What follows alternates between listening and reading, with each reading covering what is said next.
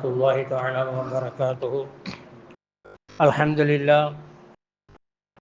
لله كفى والصلاة والسلام على المصطفى وعلى آله الشرفاء وأصحابه الخلفاء. أما بعد، فقد قال الله تعالى في كلامه القديم وفي الفرقان المجيد: إنه من سليمان وإنه بسم الله الرحمن الرحيم. صدق الله العظيم. கண்ணியத்திற்கும் பெரும் மரியாதைக்கும் உரிய அல்லாஹ்வின் நல்லடியார்களே, அல்லாஹ்வுடைய மிகப்பெரிய கருணை, பேரருள், அல்லாஹ்வுடைய ரசூல் பிறந்த தினமான இன்று அவனை பற்றியும் அவனுடைய தூதரை பற்றியும் பேசக்கூடிய பேச்சுக்களை கேட்கக்கூடிய நசீபை நமக்கு தந்திருக்கிறான். அல்ஹம்துலில்லாஹ். இன்றைய தினம் இன்ஷா அல்லாஹ்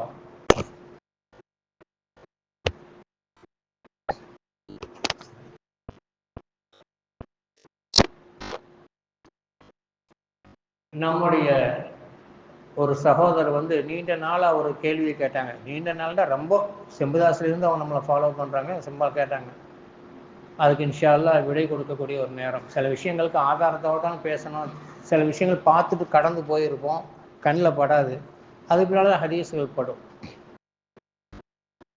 அஸ்ஸலாத்து வஸ்ஸலாமு அலைக யா ரசூலுல்லாஹ் அப்படின்னு சொல்கிற வார்த்தை சரியா? அவங்க கேட்ட கேள்வி அஸ்ஸலாத்து வஸ்ஸலாமு அலைக யா ரசூலுல்லாஹ். இந்த பழக்கம் தமிழ்நாட்டில் இருக்குது, தமிழ் பேசக்கூடிய முஸ்லீம்களுக்கு இருக்கு. சலாத்தும் சலாமும் உங்கள் மீது உண்டாகட்டும் நபியே அப்படிங்கிறாங்க.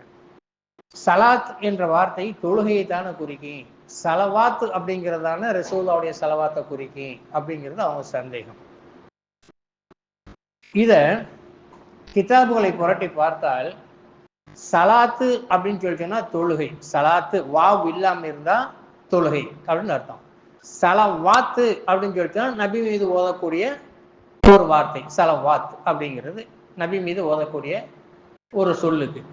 சலவாத்துக்கு அசலியத்தான தமிழ் அர்த்தத்தை என்ன எழுதுறாங்கன்னா, பேர் அருள் பொழிவாயாக, பேர் அருள் பொழிவாயாக அப்படின்னு அர்த்தம் சொல்றாங்க. அப்ப சல்லு அலன் நபி, நபி மீது பேரருள் புனிவாயாக அப்படின்னு சொல்லி நம்ம அல்லாஹ்ட்ட கேட்கிறோம். அல்லாஹும்ம யா அல்லாஹ் சல்லி அலன் நபி, நபி மீது நீ பேரருள் புரிவாயாக அப்படிங்கிற அர்த்தம். சரியாயிடுச்சா? இது ஒண்ணு விளைவிக்கிறீங்க. சரி, சலவாத்து சொல்லுபவர் மீது அல்லாஹ் 10 சலவாத்து சொல்கிறான் அப்படின்னு சொல்லி சொன்னா அது என்ன அர்த்தம்? மலக்குகள் 10 சலவாத்து சொல்றாங்க, மீன்கள் 10 சலவாத்து சொல்றாங்க அப்படின்னா அதுக்கு என்ன அர்த்தம்? அந்த சலவாத்துக்கு என்ன அர்த்தம்டா, பேரருள் புரி என்ற அசலியத்தான அர்த்தம் இருந்தாலும் கூட ஆட்களை வைத்து அர்த்தம் மாறும். அல்லாஹ்வுடைய சலவாத்து ரஹமத்து, ஓதக்கூடிய மனிதர் மீது அல்லாஹ் 10 ரஹமத்தை செய்கிறான் அப்படின்னு அர்த்தம். சரியா? மலக்குகளுடைய சலவாத்து அந்த மனிதனுக்காக பாவ மன்னிப்பு வேண்டுதல், அந்த மனிதனுக்காக பாவ மன்னிப்பு வேண்டுதல். இது மாதிரி தான் மஹ்லூக்கான மீன்களுடைய சலவாத்தும் பாவ மன்னிப்பு தேடுதல் அப்படின்னு அர்த்தம். இப்போ இந்த அல்லாஹ் சொல்லக்கூடிய சலவாத்துக்கு ரஹமத்துங்கிற அர்த்தம், நாம் சொல்லக்கூடிய சலவாத்துக்கு பிரார்த்தனை அப்படிங்கிற அர்த்தம். நாம் அல்லாஹ்ட்ட சொல்றது என் பேரருள் புலிவாயாக அப்படின்னு. அப்ப சலாத் அப்படின்னு சொல்லிட்டோம்னா தொழுகை, தொழுகை தான். இதுல என்ன ஆச்சரியமான விஷயம் என்று சொன்னால், சல்லு அப்படின்னு கட்டளை வார்த்தையை சொன்னால் இது கொஞ்சம் கிராமர் போர் அடிக்கிற மாதிரி இருக்கும், அப்புறம் இது நகன்றோம், இது தள்ளி போயிடுவோம். சல்லு கட்டளை வார்த்தை அப்படின்னு சொல்லி சொன்னால் தொழுங்கள் அப்படிங்கிறதுக்கும் சல்லு தான், சலவாத்து சொல்லுங்கள் அப்படிங்கிறதுக்கும் சல்லு தான், தொழுங்கள் அப்படிங்கிறதுக்கும் சல்லு தான், சலவாத்து சொல்லுங்கள் அப்படிங்கிறது சல்லு தான். சரியா? இப்ப ரெண்டுக்கும் சல்லுங்கிற வார்த்தை தான் பயன்படும். அதனால் ஷார்ட்டா என்ன சொல்றாங்கன்னா, அஸ்ஸலவாத்து வஸ்ஸலாமு அலைக யா ரசூலுல்லாஹ் என்று சொன்னால் சிறப்பு. அஸ்ஸலவாத்து வஸ்ஸலாமு அலைக வாவை சேர்த்து சொன்னால் சிறப்பு. அஸ்ஸலாத்து என்று சொன்னால் கூடுமா? கூடும். வாவு மஹதுஃப், வாவு மஹதுஃப். உதாரணமா ஐ நோ, எனக்கு தெரியும் அப்படிங்கிறதுக்கு KNOW அப்படின்னு போடுவோம். அந்த கே சைலண்ட், அது மாதிரி அங்க வாவு சைலண்ட் அப்படின்னு கொண்டு வந்துடுறாங்க. எழுத்துல வரும்பொழுது வாவு வச்சு எழுதணும். எழுத்து இல்லாமல் உச்சரிக்கக்கூடிய நேரத்தில் சலவாத்துன்னு உச்சரிக்கலாம், சலாத்துன்னு உச்சரிக்கலாம் அப்படிங்கிறது விட தெளிவாச்சாச்சியா? ஓரளவுக்கு புரிஞ்சிருக்கும். சரி, இது சலவாத். சரி, இப்போ அடுத்து வச்சுக்கிறோங்க. இந்த சலவாத்தை பற்றி நம்ம பேச தேவையில்லை. சலவாத்துடைய மகிமை எல்லாருக்குமே தெரிஞ்ச விஷயங்கள் தான். பெருமானார் ஸல்லல்லாஹு அலைஹி வஸல்லம் அவர்கிட்ட வந்து ஒரு சஹாபி கேட்குறாங்க, யா ரசூலுல்லாஹ் நான் திங்கட்கிழமை நோன்பு வைக்க விரும்புகிறேன் அப்படின்னு சொல்லும் பொழுது நபி ஸல்லல்லாஹு அலைஹி வஸல்லம் அவங்க சொன்னாங்க, தாராளமாக நோன்பு வையுங்கள், அது நான் பிறந்த நாள் ஆயிற்று, எனக்கு குர்ஆன் முதலாக கொடுக்கப்பட்டதும் அந்த நாள் தானே என்று அல்லாஹ்வுடைய ரசூல் சொன்னாங்க. இந்த ஹதீஸு முஸ்லிம் என்ற கிதாபில் 1521வது ஹதீஸாக பதியப்பட்டுள்ளது. முஸ்லீம்ங்கிறது உங்களுக்கு தெரியும், குரானுக்கு அடுத்து புகாருக்கு அடுத்து 3வது ரேஞ்சில் உள்ளது முஸ்லீம் என்ற கிதாபு. அதில் 1521வது ஹதீஸா பதியப்பட்டுள்ளது. பெருமானார் ஸல்லல்லாஹு அலைஹி வஸல்லம் அவங்க சொல்றாங்க, நீங்கள் திங்கட்கிழமையும் வியாழக்கிழமையும் நோன்பு வையுங்கள் அப்படிங்கிற போது இன்னொரு காரணத்தை சொல்றாங்க, அந்த 2 நாட்களிலும் நம்முடைய அமல்கள் அல்லாஹ்விடம் உயர்த்தப்படுகிறது. வியாழக்கிழமை மகரிபிலே அல்லாஹ் ஒரு தடவை நம்ம லிஸ்ட்டை பார்க்குறான், திங்கட்கிழமை மகரிபு இரவுலையும் நம்ம லிஸ்ட்டை அல்லாஹ் பார்க்குறான், நம்ம என்ன அமல் செஞ்சிருக்கிற லிஸ்ட்டை பார்க்குறான். அப்படிங்கிறதுக்காக வேண்டி நோம்பாளியாக இருக்கக்கூடிய நிலைமையில் என்னுடைய அமல்கள் உயர்த்தப்படுவதை நான் ஆசைப்படுகிறேன் என்று அல்லாஹ்வுடைய ரசூல் சொன்ன ஹதீஸை வச்சு தான் திங்கட்கிழமை நோம்பும் வியாழக்கிழமை நோம்பும் சுன்னத் என்ற அடிப்படையில் வைக்கப்படுகிறது. ஆனால் வெள்ளிக்கிழமை நோன்பு வைப்பது தடை இருக்கிறது. உம்மு சல்மா ரலியல்லாஹு தஆலா வீட்டுக்கு ரசூலுல்லாஹ் வந்தாங்க. அந்த அம்மா சொன்னாங்க, நான் நோன்பு வச்சிருக்கேன் அப்படின்னாங்க. வதரு நோம்பனை விற்றுன்னு சொல்லி ரசூலுல்லாஹி ஸல்லல்லாஹு அலைஹி சொல்லிட்டு, வஈதுல் மசாகீன், இது பெருநாள் தொழுகை, பெருநாளுடைய நாள், ஏழைகளுடைய பெருநாள், அதனால் இன்னைக்கு நோன்பு வைக்க வேண்டாம் என்று அல்லாஹ்வுடைய ரசூல் காரணத்தையும் சொல்லி தன்னுடைய மனைவியுடைய நோன்பை விட செய்தார் என்பதையும் நாம் தெரிந்து கொள்ள வேண்டும். அடுத்ததாக சப்ஜெக்ட் வரும். இவ்வளவு நேரம் சொன்னது முகத்திமா, முன்னுரை தான். அது சப்ஜெக்ட் என்ன என்று சொன்னால், ரசூலுல்லாஹி ஸல்லல்லாஹு அலைஹி வஸல்லத்தை நம்ம புரிஞ்சுக்கிடணும், நபியை நம்ம புரிஞ்சுக்கிடணும். நபியை புரிஞ்சுக்கிட்டு அவரோட நேசத்தை இதயத்துல கொண்டு வரணும். நம்ம எப்படி மனைவி கல்யாணம் முடிச்சு எங்கேயே 25 வருஷமா இன்னொரு வீட்டுல வாழ்ந்துருப்பா, பேரும் தெரியாது ஊரும் தெரியாது, ஆனா பொண்டாட்டிங்கிற அந்தஸ்துக்கு வந்த பின்னால மூளை சொல்லுது இவன் நம்முடைய மனைவி, காலம் ஃபுல்லா இவளோட நம்ம குப்பை கொட்டணும் அப்படின்னு ஒரு பாசத்தை உருவாக்குறோம் இல்லையா? அந்த மாதிரி இது செயற்கை.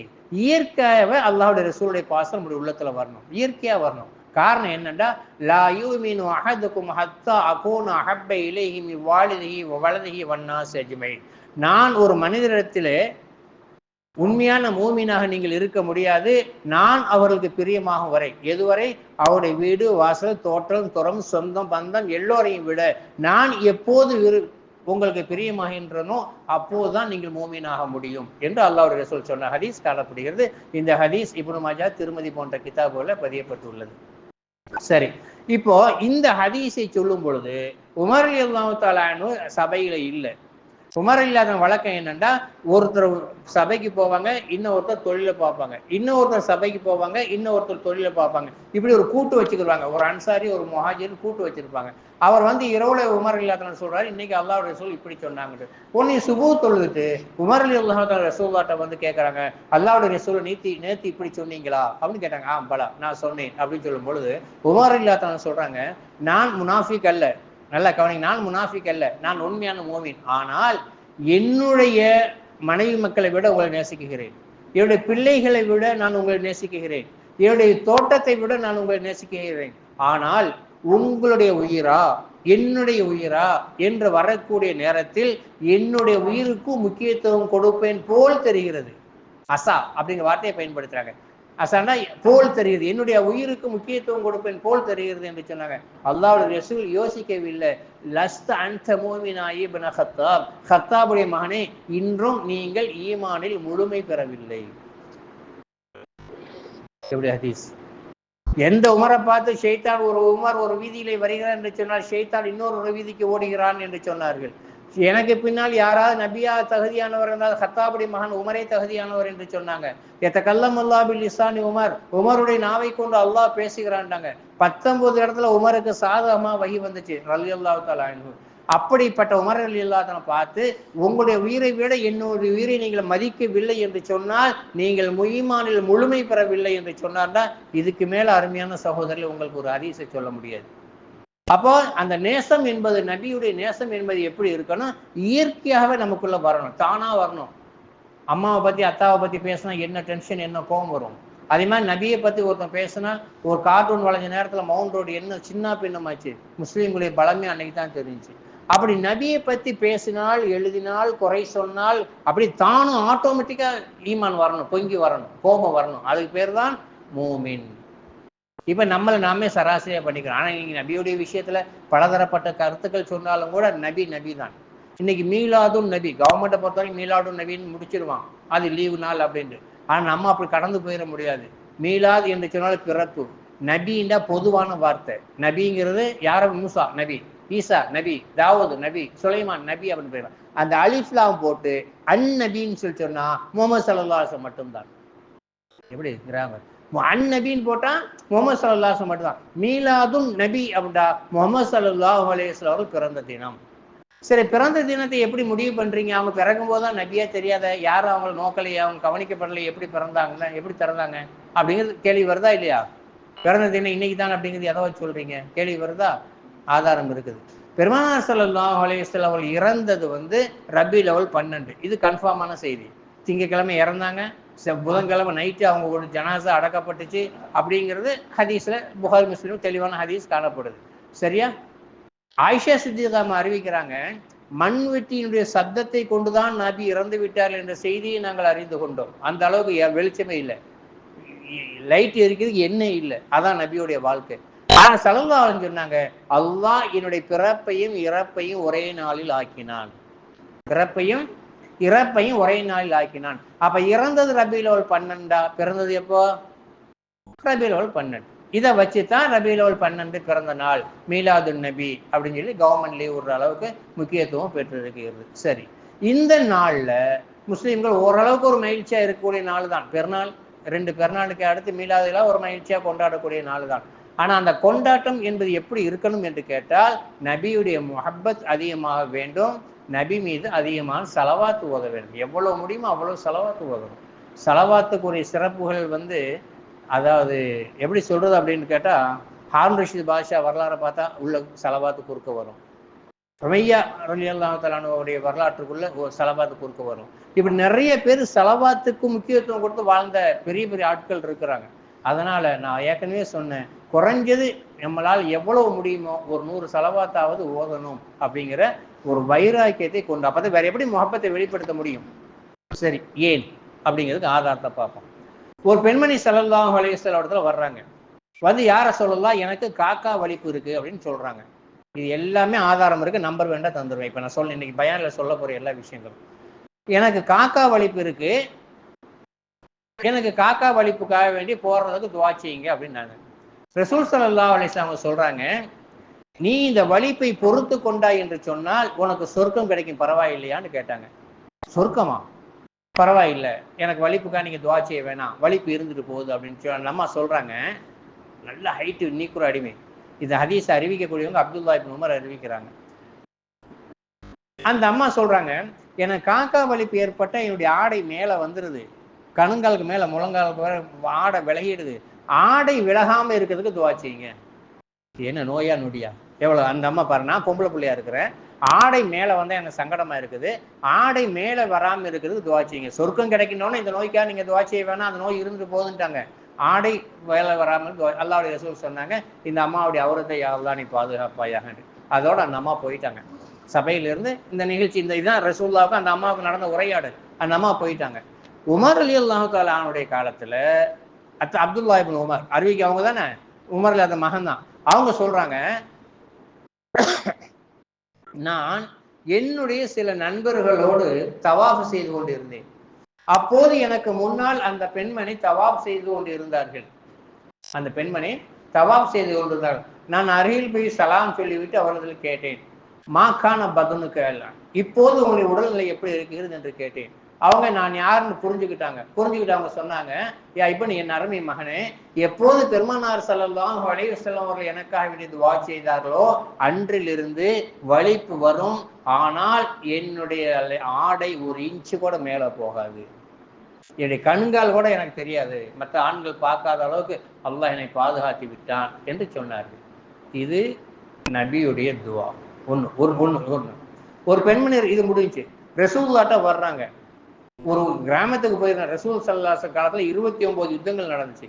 19 யுத்தங்கள்ல நபி நேரடியா தளபதியா தலையிட்டாங்க. அப்போ ஒரு யுத்தத்துக்காக போயிருக்கும்போது ஒரு அம்மா நபியை தேடி வர்றாங்க. அவங்க சொல்றாங்க, பிறந்ததிலிருந்து என்னுடைய மகன் புத்தி சுதாரணமா இருக்கிறான், பைத்தியமா இருக்கிறான், அவனுக்கு ஏதாவது பண்ணுங்கள் யார ரசூலுல்லாஹ் அப்படின்னு சொல்லும் பொழுது ஒண்ணுமே இல்லை. அந்த ஹதீஸ் எழுதுறாங்க, பெருமானார் ஸல்லல்லாஹு அலைஹி அவன் அருகில் உட்கார வச்சாங்க.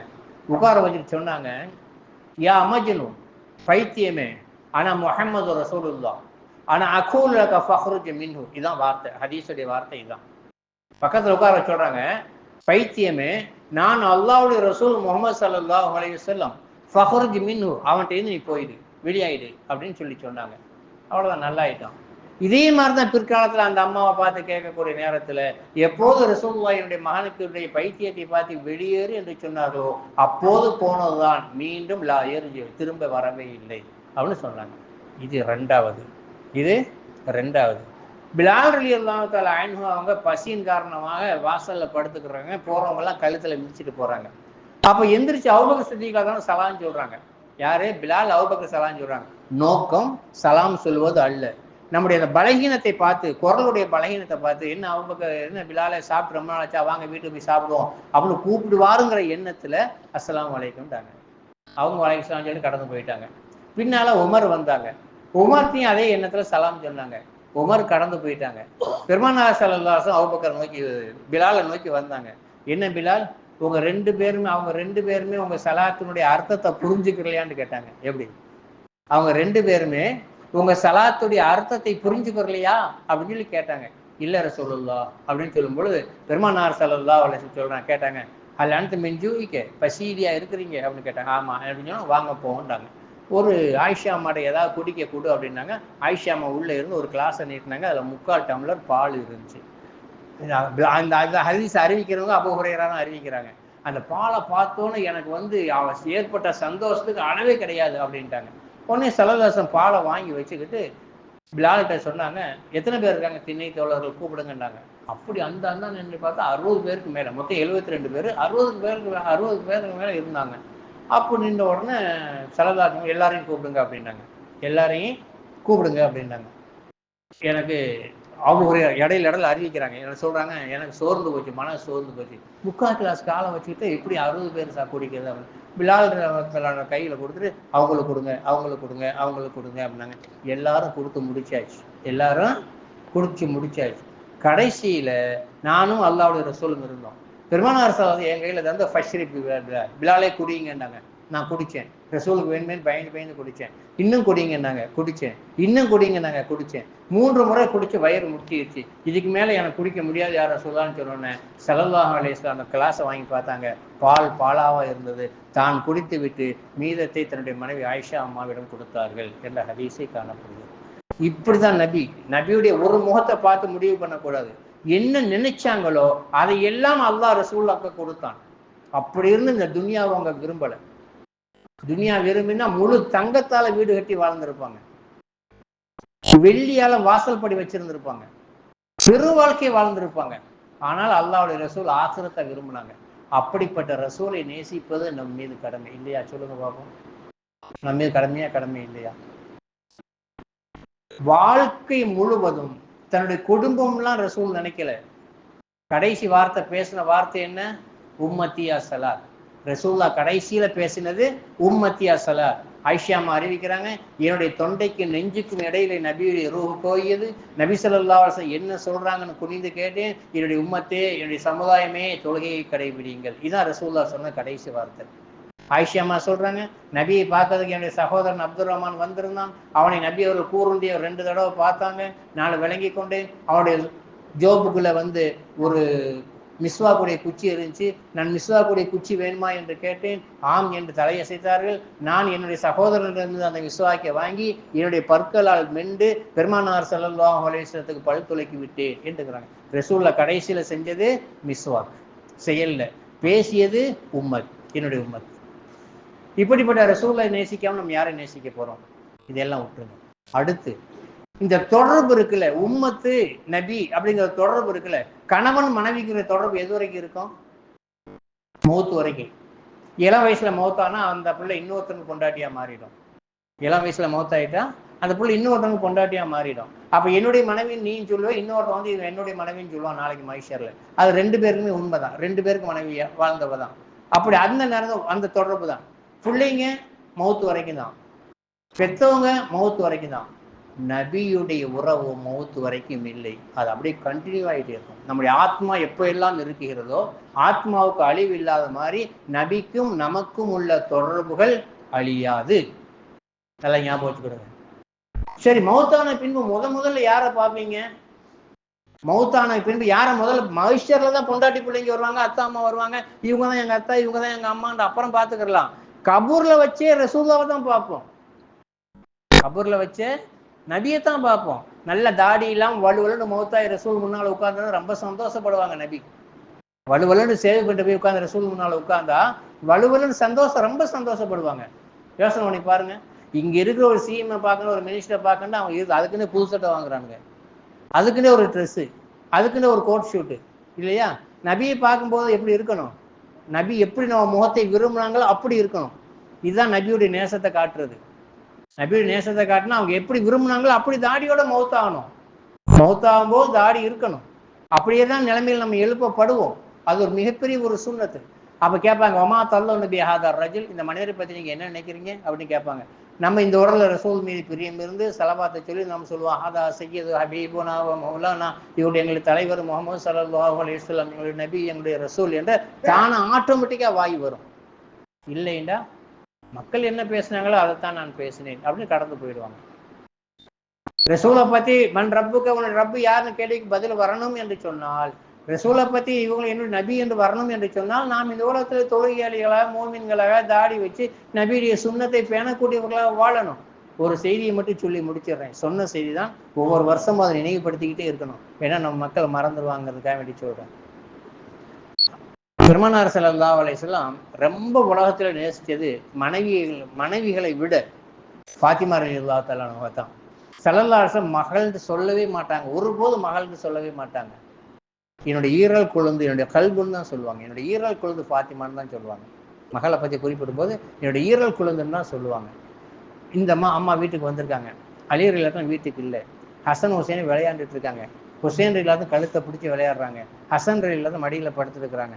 இந்த நிலைமையில பெருமானார் ஸல்லல்லாஹு அலைஹி வஸல்லம் பேர பிள்ளைங்களோட கொஞ்சிட்டு இருக்காங்க. பிள்ளைங்களை விட பேர பிள்ளைங்கள் மேல பாசம் அதிகமாக இருக்கும். குறிப்பா ஆண்களுக்கு பேர பிள்ளைகள் மீது அதிகமான பாசம் இருக்கும். விளையாண்டுட்டு இருக்காங்க. பெருமானார் ஸல்லல்லாஹு அலைஹி வஸல்லம் அவர்களுடைய முகம் அப்படியே மாறிடுது. தகையர வஜ்ஹுஹு, அவங்களுடைய முகம் அப்படியே மாறிடுது. இதை கவனிச்சுட்டாங்க மகள் ஃபாத்திமா ரலியல்லாஹு ரொம்ப பெரிய அறிவாளி. கவனிச்சுட்டாங்க. பாத்திரம் கழுவுதெல்லாம் எல்லாத்தையும் வேலையெல்லாம் விட்டுட்டு போய் ரசூலுல்லாஹ் முன்னால் வந்து உட்கார்ந்தாங்க. யபத் லிம தகையர வஜ்ஹுக, என் அருமை தந்தை, ஏன் உங்கள் முகல் மாறி விட்டது? இவ்வளோ நல்லா தானே விளையாண்டுட்டு இருந்தீங்க, ஏன் கவலை முடிந்த முகத்துக்கு மாறிட்டீங்க கேட்டாங்க.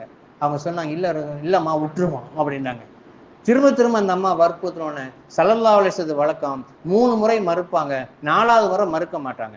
அது ரசூலுல்லாஹ்வுடைய பழமைன்னு சஹாபாக்கள் நல்லா தெரியும், மகளுக்கும் தெரியும். அதனால நச்சரிச்சு 4வது முறையை கேட்கும்போது அவங்க சொன்னாங்க, இல்லம்மா, இப்போது ஜிப்ரீல் அலைஹிஸ்ஸலாம் இடத்துல ஒரு செய்தியை சொன்னார்கள், அது என்னை வருத்தமடைய செய்து விட்டது. அந்த செய்தி என்னை வருத்தமடைய செய்து விட்டது. என்ன சொன்னாங்க?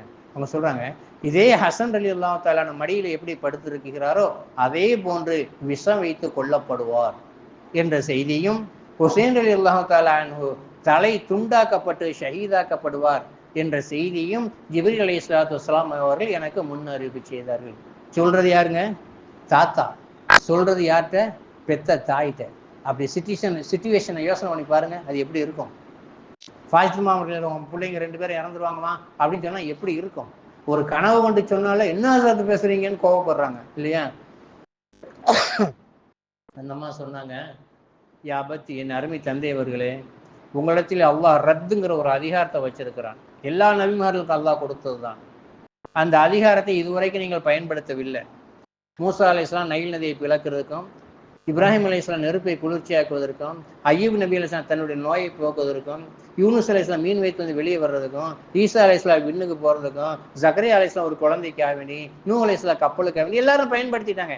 நீங்கள் எவ்வளவு கஷ்டம் வந்து பயன்படுத்தவில்லை என்று தெரியும்.